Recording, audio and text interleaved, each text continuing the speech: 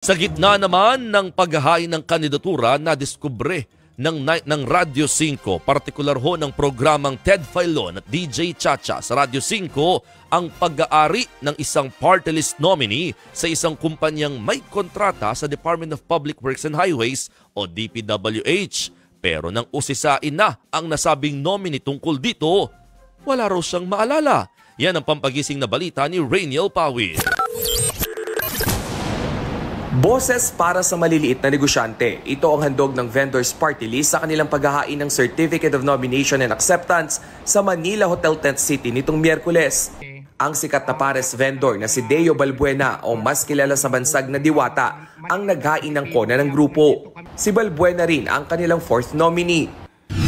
Malalaki po ito. Pero boses nga ba ng maliliit na negosyanteng maituturing kung ang isa sa magiging kinatawan ng party list, kontratista ng malalaking government projects? Sumalang sa panayam sa programang Ted Filon at DJ Chacha sa Radyo 5 ang first nominee ng Vendors Party List na si Malu Lipana. Ang pakilala niya, nagne-negosyo siya ng mga damit hanggang sa natanong si Lipana tungkol sa pagiging general manager at presidente ng Olympus Mining Builders Group Philippines Corporation. Bagay na hindi naman niya itinanggi. Pero nang usasain siya sa kontrata ng kumpanya sa Department of Public Works and Highways o DPWH, wala raw siyang maalala. Bakit lang po bilang general manager po at company president na hindi po man lang nito maalala?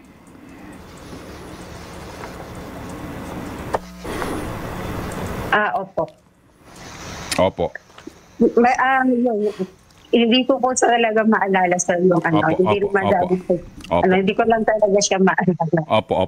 Kung magtatanong po sa pagsasaliksik ng programa, may dalawang kontrata ang kumpanya ni Lipana na aabot sa halos 200 million pesos ang kabuang halaga. Dahil dito, natanong siya kung hindi raw ba ito conflict of interest sa kanyang pagtakbo bilang party list representative.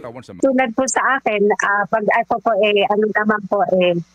nakaupo po dito sa hinahangad nga sa vendors party list po, binibigyan ko po ng assurance at sinisiguro ko naman po na ako po mag-out na rin po talaga sa pangungontrata po na sinasabi po. Nang tanungin kung sino ang gumastos para sa kanilang COMELEC accreditation.